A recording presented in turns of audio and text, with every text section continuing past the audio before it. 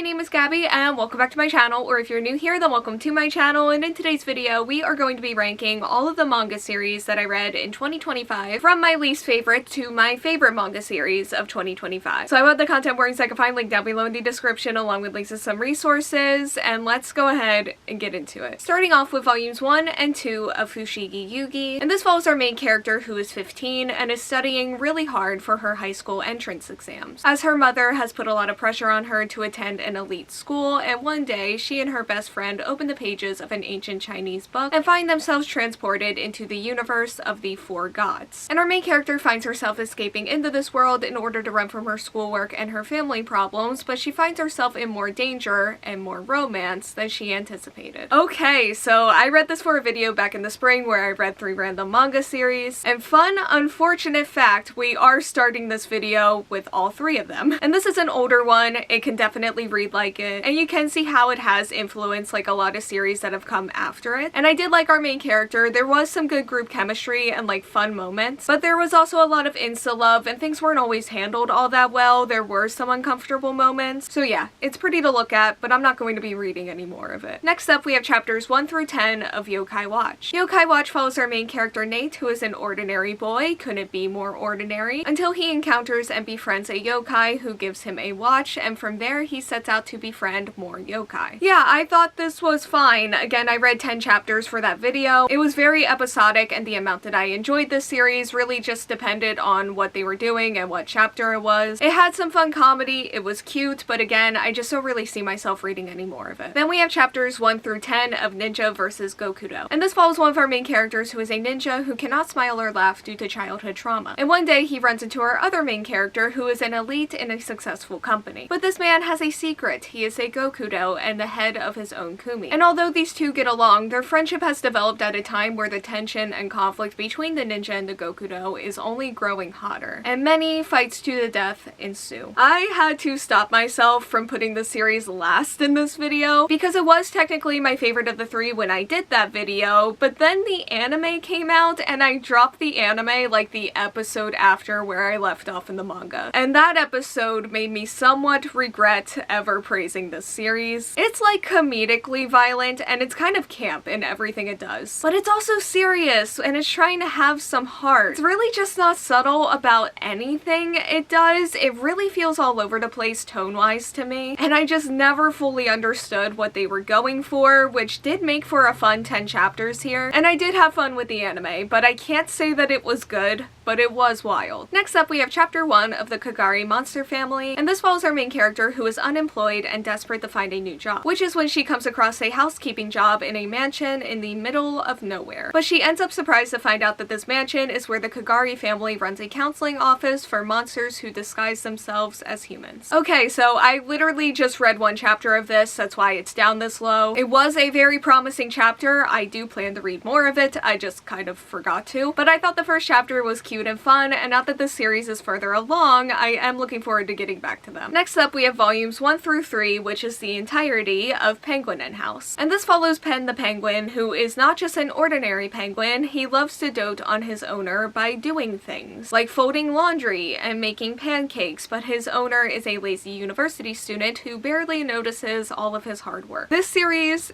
is cute. Pen the penguin is cute and adorable, and I love him so dearly. And he just fully carried the series for me, and I am so serious about that. He is a star and just so talented. And his owner is ungrateful, rude, and kind of annoying. So I didn't love all of the comedy, but I did enjoy watching Pen do things, and he does a lot of things. Again, so talented, and overall I would call this series mostly pleasant. Next up we have chapters 1 through 30 of Galaxios, and this takes place in a world where it has been several years since the Dragon King was assassinated. And we follow our main character Gio, who is a human girl who yearns for adventure away from her rural life in the far corner of the kingdom that the dragon folk dwell in. However, when she meets a mysterious man, her entire life turns upside down, and the two of them find the ultimate adventure waiting for them. Okay, so I am mostly caught up to this series, if not caught up. And this one is a little hard to talk about because I did really like it when I first started it and caught up to it. But I would say for about half the year I've been reading this series as it updates, and since then, I've had a lot of trouble getting back into this. And I just keep forgetting what's going on and who everyone is, and just like the details that are needed that originally made this series so fun for me. Because it does have a cool world and mystery and characters, I really love how adventurous it feels. But out of all of the series that I'm caught up to right now, this one just is unfortunately the one that I'm least excited about. And next up we have a standalone manga, and that is My Ultramarine Sky. And this follows Kai and Ren, who have always been in the same class as one another. But when they get assigned to different classes in their final year of high school, Kai can feel his relationship with Ren slipping away and has to confront his feelings. Okay, yeah, again, I thought this was fine. It has some cute moments. I wish we got to know the characters a little bit more and just see them more together to get a better feel of the relationship dynamic, so I could just root for them and like feel the angst a little bit more here. And a lot of this just felt surface level to me, but again, I thought it was fine. I liked it. It was a cute, quick read. Next up, we have Volume 1 of Kaiju number 8. Relax. And this is a spin-off of Kaiju number 8 that follows the members of the Japan Defense Force during their days off from fighting kaiju. This was the year that Kaiju number 8 ended, and if you don't know, that is one of my favorite series ever. It was my favorite manga series that I read in 2024, and also my favorite anime that I watched in 2024. But more about the main series later. First, we do have the spin-off. And this reads like fanfic, like crack fanfic. And the amount that I enjoyed it really just did depend on the story itself, and I don't know, I'm kind of just shocked at how much I really did not like. I would say about half of this. Like, Iharu fully carried this volume for me, and I am very grateful to him for that. And I would say the other half did have fun moments. There were some stories in here that were really fun. Again, most of them were Iharu based. And I don't know, I'm kind of just happy that we're still getting like more content from this series, and hopefully I like the second volume of this a little bit more. Next up, we have chapters 1 through 5 of Oblivion Battery, and this follows a star pitcher and catcher duo who were an unstoppable force together during their middle school baseball careers. They've crushed the dreams of many, including Taro Yamada, who has since quit baseball and is now enrolled in a high school where there is no baseball team in sight. That is until he discovers that his two new classmates are that unstoppable duo and finds out that the catcher has lost his memory and now has no interest in the sport. So I really like their anime, and that's why I went to their manga. I think they're really fun. I think they're a really solid sports anime, and the chapters of the manga had a lot of fun moments, but their comedy is also very hit or miss for me. Like, they can kind of make me ashamed to say how much I really like them. They're very capable of that, but they also make me laugh a lot. They're very silly, and I don't know, I still just like them, and I like the characters, and I'm really rooting for this series to be successful. Next up, we have Gyo by Junji Ito, and this follows Tadashi and Kaori, who encounter a four-legged fish on their trip to Okinawa, and the smell of death that comes from it hangs over them and begins to spread. So this was a very quick read, and while it's not my favorite Junji Ito story, it still made for like a good October read, and it had its moments. I like that the horror had a backstory behind it. I like how it combined with the fantasy of it all, and it did make me feel physically sick at times. The art, as always, was incredible. I just didn't really like the characters, or the romance, or the ending. Next up, we have chapters 27 to 42 of Ruri Dragon, and this follows our main character Ruri as she tries to live a normal day-to-day life after waking up one morning with dragon horns growing out of the top of her head. So this is another one that I'm caught up to and reading as it updates, and I did just spend the majority of the year feeling kind of disconnected from this series and just wanting to feel like the love and the heart that I felt for this series when I first started it last year. And when I enjoyed this series, I really did enjoy it, but when I didn't, I was just never really excited to get back into it. I just couldn't get super into a lot of the storylines this year like the way that I wanted to. But towards the end of the year, things started to get better for me, so I am hopeful. And I still like this series. They also just got announced for a Kyoto Animation anime adaptation, and that just feels so perfect and so deserved, and I am very much looking forward to it. Next up, we have Volume 2 of Welcome to Demon School Iruma-kun, and this follows our main character whose parents have sold his soul, and he now has to attend school in the Netherworld, where he has to keep his identity of being a human a secret. I was in a pretty bad reading slump when I read this volume, so my enjoyment of it was down, but that was only because my reading slump just made me not feel like reading at all, and it made this volume feel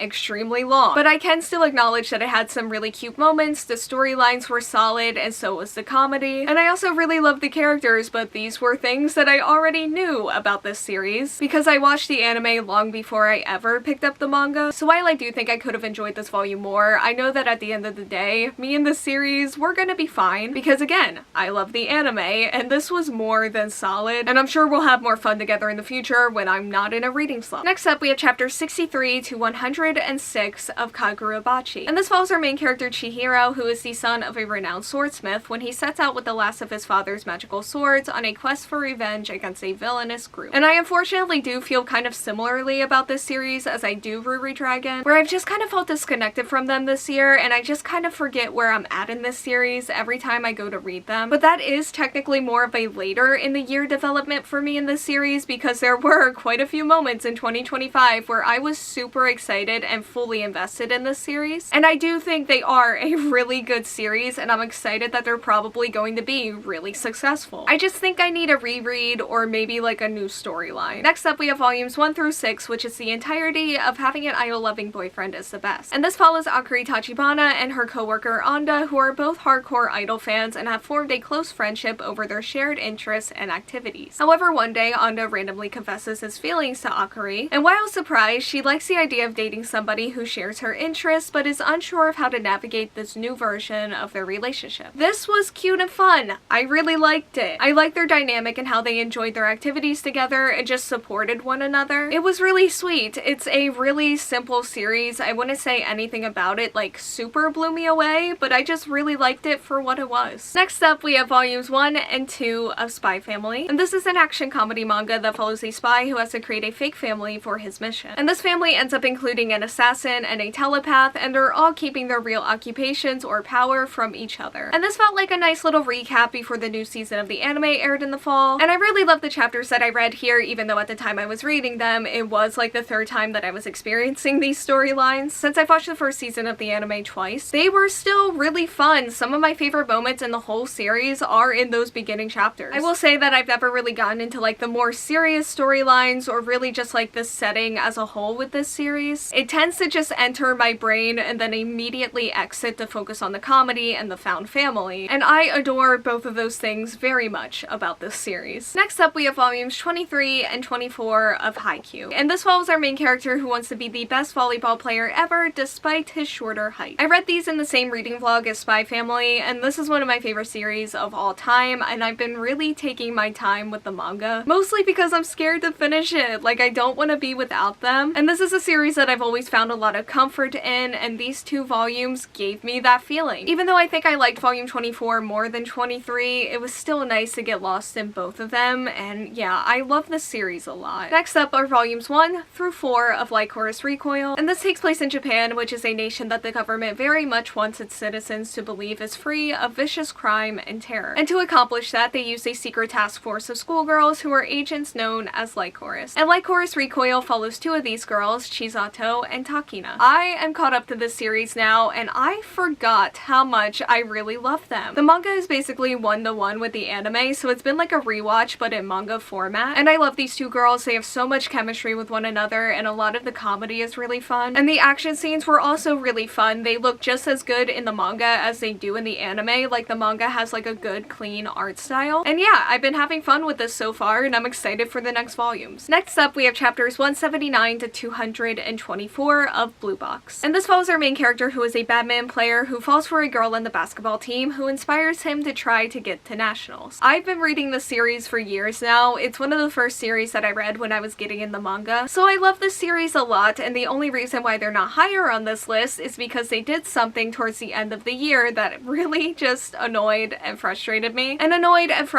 enough to bump them down. But the series has a really adorable main couple. There have been a lot of changes that have happened in the series this year, and like a lot of time progression, and I do really like the way that the series has gone about that. They also do have some side couples as well that I am really invested in, but I also need to see like actual progress with them, because while we got some cute moments, I really need them to stop like teasing me and also like setting them back. But I still always look forward to reading this series as it updates. It's cute, it's fun, and even when they annoy me, they're still really good. Next up, we have volume 9 of Whisper Me a Love Song, and this follows our main character Himari, who falls in love with her upperclassman after hearing her band perform on the first day of school. She confesses, and this girl confesses her love back, and then Himari realizes that they are talking about two different kinds of love and begins to wonder what love really means. The art in this series is so gorgeous, and this volume ended what I think actually may be my favorite arc of the series so far, and this is the arc that took me from I really like this series, it's so cute, to I love this series and it's an all-time favorite for me. And this volume had some really incredible and just such heartfelt moments. romance. And they made me really excited to see more of the characters and just where this series goes next. And I said this in my manga ranking video of 2024, but I'm gonna say it again. If you are watching this and any part of you liked their anime adaptation and think that there is a chance that you may like their manga, I highly recommend it. Next up, we have volumes 1 and 2 of Boys Run the Riot. And this follows our main character who knows that he is transgender, but he doesn't have anyone who he can tell, and the only times that he feels at ease are when he's wearing his favorite clothes. While out shopping one day, he runs into the new kid in his class who everyone thinks is just another bully based on his appearance. Our main character doesn't expect to see him there, and he's surprised to find out that they actually have the same taste in fashion. And together they start a journey that may finally give our main character a way that he can express himself to the world. I knew by the end of volume 1 that I loved this series. It has some really incredible moments, and I also just really like the characters. I love the relationships. I love watching these characters just go after their goals, and it's also a series that I found to be really inspiring from a creative standpoint as well. And the characters are very easy and fun to root for, and there are some really hateful characters in this series, so it's been really cool to just see the characters doing what they want and living their lives despite of and in spite of them. And yeah, I need to read the next couple of volumes in this series soon because it's been a while and I really miss this. Next up, we have volume 1 of Delicious in Dungeon, and this follows our main character and his party after they are defeated by a dragon that they ran into deep inside of the dungeon. This is a battle that leaves them without money, supplies, and a party member, who many of them are very much determined to get back and save, but they have no money and they have no food, which leads our main character to come up with the idea to eat the monsters that they face along their journey. So I only read the first volume in 2025, but I do think this volume may have really solidified my love for this series. Like, I already knew I loved this series from the anime, but something about reading this, I almost loved it more than the anime, which I wasn't expecting. But I found a lot of comfort here in this volume and with the characters specifically, and I feel really invested in their journey. The comedy was also really fun. I really liked their aesthetic. I think the only reason why I didn't read more of this series in 2025 is because I read this volume in December and it just hasn't happened yet, but probably will very soon. And next up, we have volumes 1 through 3 of Opposites Attract. And this follows our two main characters who are opposites from their dogs, as Shiharu is bold and petite while her Rottweiler is more of a scaredy cat. And Kiyotaka is sturdy and shy while his Pomeranian is very outgoing. These two meet while on a walk with their dogs one day, and after many more encounters, their feelings for each other start to change. This is another one that feels very simple, but I felt very relaxed and like light while reading this. The dogs are adorable, the relationships are super heartwarming, and I just like this more and more as I kept reading it. I also really like their pacing and they're introducing exciting new characters. I love the way that everything is coming together here. And this series kind of snuck up on me. Like, I was expecting to like it, but it's probably some of the most like cozy and comfort that I've felt all year, and I am really grateful for it. Next up, we have volumes 13 and 14 and chapters 125 and 126 of Jujutsu Kaisen. And this follows high schooler Yuji Itadori, who spends his days at the occult club and visiting his grandfather in the hospital. However, he soon gets exposed to the world of curses after he unknowingly encounters a cursed item, of which he ends up swallowing. And this item ends up being the finger of the king of curses, and with his newfound powers that the finger gives him, Itadori is enrolled in the Tokyo Prefectural Jujutsu High School, where he begins his journey of becoming a Jujutsu sorcerer. So I read this in the same reading vlog as Spy Family and Haikyuu, and we're in the Shibuya arc here, and I genuinely feel as though I may never leave Shibuya. Even though I will be watching season 3 of the anime, like, even if this series moves on and I go with it, part of me will always just be there. And it's an incredible arc. It is so heart-wrenching at times, but I love it so much. I love the battles and the strategy and just like feeling on edge for all of it. Even though this is the second time that I'm experiencing it because I have watched the anime. I'll probably hold off on reading more of this series until season 3 ends, but yeah,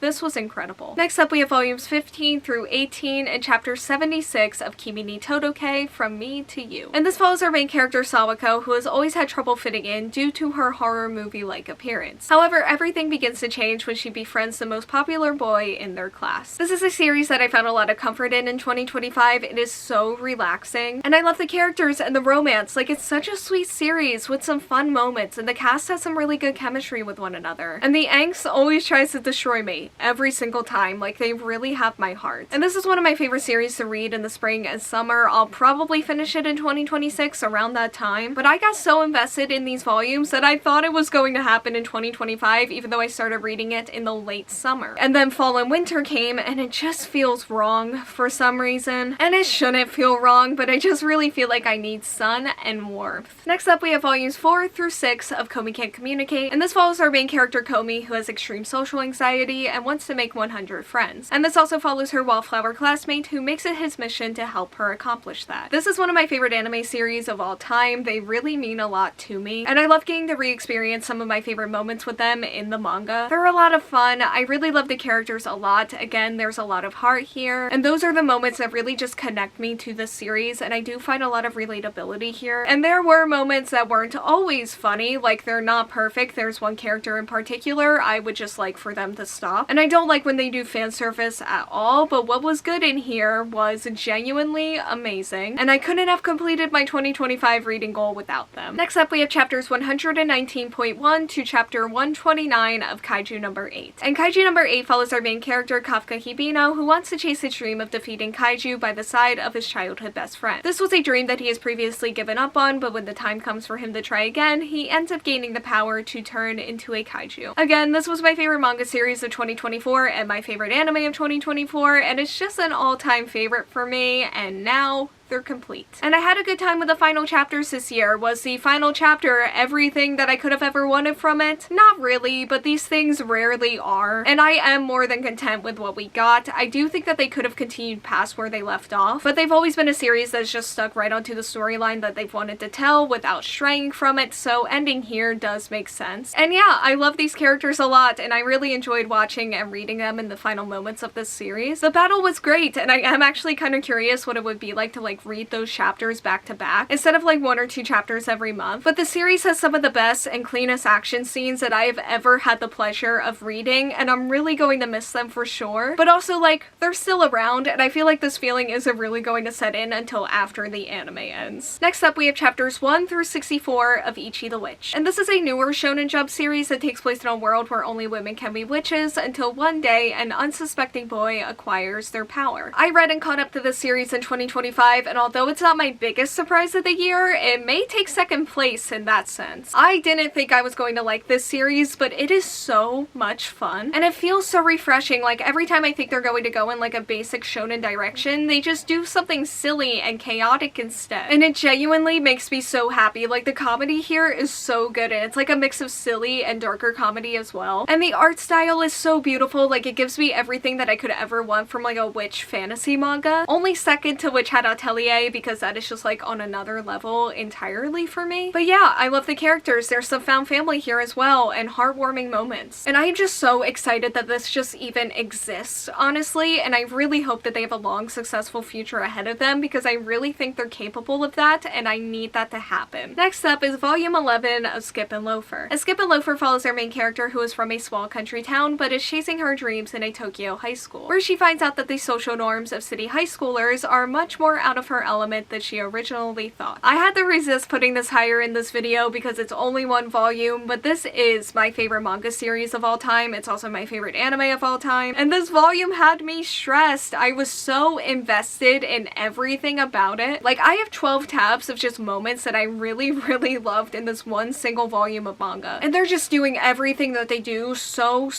well. There were so many incredible moments of friendship in here, and I also just really love the characters individually, and the comedy is so charming, and there's just so much heart and genuine human moments. And this volume felt so important for this series, especially towards the end, and I need volume 12 so desperately. Next up is chapters 141 to 188 of Akane Banashi, and this follows our main character Akane, who is diving into the Rakugo world to chase her dreams of becoming the highest rank that she can, and also avenge her father, who was expelled from the Rakugo world when she was younger. This is another one that I've been caught up to and reading for years now, and also like Blue Box, this series has undergone a lot of progression, and you could just really feel how far it's come, and I have loved every single moment of their new arc. There has been so much growth here. I love the characters. I love the way this series goes about like showing the power and the skill levels of the characters. And on that note, I love the Rakugo. This series has always felt like a little bit like a sports manga to me in terms of like the structure, and I think that they do it so well, and my love for this series really only grew in 2025. Like, I think that they had a really great year, and they're just a really great series in general. Next up, we have volumes 1 through 21 and the chapters 169 to 202 of Windbreaker. And this follows our main character Sakura, who is only interested in the strong with no time for those he considers to be weak. He has just enrolled at Furin High, which is a school that is filled with strong students who use their powers to protect the town. And our main character is not interested in being a hero or any of the camaraderie. He just wants to fight his way to the top of the school. So when I watched season 1 of their anime, I didn't think that I liked this series for the most part, but then I read chapter 1 of their manga to get like extra points. On K-manga, you need points to unlock the chapters. And that's when I realized that I think that I might actually like this series. And eventually I kept reading it to see if I wanted to try to watch season 2, and then I just didn't stop reading until I was caught up. And the manga took this from a series that I didn't think that I liked to one of my all-time favorites. This series just has so much heart. They have made me cry at multiple points. The characters and the friendships are so sweet, and I like the action a lot more in the manga. I was able to actually get into the fight scenes, and there are moments in the series that genuinely mean a lot to me, and I never expected that. And I also think they have some really good comedy as well. And yeah, this was my biggest surprise of the year, but I am so glad that it happened. And that brings us to the top 5, and we are going to start that off with Restart After Coming Back Home and its sequel, Restart After Growing Hungry. And this follows our hot-headed main character who left his home in the country for Tokyo, only to return home at the age of 25 after an incident with his job. And it is there that he meets a man his age who was adopted into his hometown after he had already left, who is super sweet but is hiding his own pain as well. I was expecting to like this. I was expecting it to be cute, but I don't think anything could have ever prepared me for just how cute this series is and for just how cute these two are together. And this is another series that I found a lot of comfort in 2025, and I think part of that is when the first volume starts, the characters are my age, so I was relating to them a lot, but it's also just slice of life and relaxing and like quiet and peaceful. But they can also get angsty, and they really just have my heart in those moments and really all other moments. And I said this a second ago, but they are just so adorable together, and they have so many amazing moments, and I love their relationship so much. It's a mix of friends to lovers and grumpy sunshine, and I feel like I could read about them forever. Next up, we have volumes 1 through 6 and chapters 50 to 156 of Gachiakuda. And this follows Rudo, who lives in the slums under the shadows of the rich. After being falsely accused of murder, he is exiled off the edge of the floating town where they throw their trash. And in order to get the truth and also his revenge, Rudo is going to have to join the cleaners at the surface and battle the trash beasts that humanity has created. I kind of can't believe that this series is 4th on this list, but we're also at the portion where I would say everything top 5 and up is extremely close. But I started and caught up to this series this year. I didn't think that I loved it at the beginning, but then eventually everything just clicked, and I realized that they were going to be a favorite, and they definitely are. I love the characters. They have some really fun group chemistry, and I love the way that this series combines their comedy with like their more serious shonen storylines. The action scenes are also probably some of the best I read all year, alongside of Kaiju number 8, and they're really fun. Like, I think this series has a lot of really fun things. They have a lot of energy, and they just feel really dynamic, and it's amazing. They have a really great vibe and aesthetic. I really love the art style a lot, and I'm super invested in like all of the storylines. They're also not really who I thought they were going to be going into this series. Like, they're not just fighting trash beasts all of the time. There's a villain group, there's strategies and maneuvering, and I just really love this series. They also had a really great anime adaptation in 2025, and they're just consistently great in general. And that brings us to the top 3, starting with volumes 1 through 7 of Medalists. And this follows our main character Inori, who has always dreamed of becoming a figure skater. However, she is already what the skating world considers to be too old. She has always had trouble at school, and her mother is fully against it, and despite all of this, the skating rink is the only place where she feels like she can be herself. And she ends up meeting Tsukasa, who is struggling with his own skating career path, and they form a coach and student team who have an unshakable belief that they can prove everyone wrong. Out of all of the series that just really won my heart this year, this one may be the strongest. It is just so wholesome and sweet and fun, and like the way that Tsukasa supports Inori means so much to me. Like, it is so heartwarming, and also just watching her grow not only as a figure skater, but also just like learning to like herself has also meant so much to me. And I have in fact cried at multiple points. From a sports manga perspective, I also really like their structure. Like, there's rivalries and competitions and training, like it's all there and it's all really good. I did watch the anime first, and I do think that at this point I am at past where season 2 is going to end off, but I am still really excited for season 2, maybe even more so now. And the series was just such a huge standout to me in 2025. I probably would have read a lot more of the manga if it wasn't for K-manga and their point system. Again, you need a lot of points to unlock the chapters, and I am working on getting those points. I just don't have enough yet. Next up, we have volumes 1 through 6 of The Moon on a Rainy Night. And this follows a high school girl who has a chance encounter with one of her classmates whose music dreams were complicated when an accident almost completely took her hearing. And although this girl tends to push people away with her icy demeanor, through one kind gesture our main character is able to slowly begin breaking down her walls. I love these two so much, and the series has given them so many amazing moments together. Like, the flirting is on another level here, and like, they're not even really trying to flirt, they just have that much chemistry. And I love the way that they work together. They very much feel like a team, and I love how they've grown together and also individually. The story also has a focus on music that I really like. They also take time to inform on deafness and hearing loss. There are also complex relationships alongside all of the cute ones, and we've been exploring those a lot. And volume 6 left off at a really exciting part, and I just hauled the volumes that come after it, and I am so excited for them. They also have an anime adaptation confirmed, and I really hope it goes well because they more than deserve it, and so do we. So I said this earlier, but my top 5 are all extremely close, and that includes my manga of the year. And basically how I went about choosing it is I asked myself, when I think back on this year, what am I going to think of first? And that is The Fragrant Flower Blooms with Dignity. I read volumes 1 through 12 and chapters 94 to 173 this year, which means that I started it in 2025 and also caught up to it in 2025. And this follows a second year in high school who attends Shidori High, which is an all-boys school who takes in the boys with the lowest grades, and they are considered to be the dregs of society, especially by the girls next door to them who attend Kikyo Girls High, a high school where wealthy and high-class families send their prestigious daughters. And our main character has an appearance that is often considered to be scary to others, but he really has a gentle heart. And while helping out at his family's patisserie, he meets a girl. They hit it off immediately, but things get more complicated when he realizes that she is a student at Kikyo. So yeah, I have been basically reading this series all year since I started reading them in January, and I fell in love with them right away, right after the first chapter. They are such a sweet series. The characters are genuinely some of the kindest people I've ever seen, and it makes this series feel so healthy and relaxing to read, and it also gives this series some of the best friendships and relationships that I have ever read. I love watching them have fun together and study together and just support one another after they go after their dreams and like find their career paths. But this series is also a romance, and they're one of my favorites. Again, it's very wholesome and adorable. I love the way that they communicate and support one another. And they have some of the best moments and panels together that I have ever seen from any romance series, which on that note, the series has a lot of really great art and imagery. They're very pretty. There's also a second relationship in here that at times has taken the forefront, and I adore them maybe just as much. The later chapters are also getting into a storyline that they've been like building up to from the very beginning, and I love that. And there really hasn't been anything that I haven't loved here. They've just been consistently incredible. And they're the series that I got lost in the most this year. They were so comforting and sweet and adorable with just so much heart. And yeah, when I think back on 2025, they come to mind first. And they're just really what my heart is telling me is my favorite manga series of 2025. They also had a really great anime adaptation too this year, but that is for another video. Okay.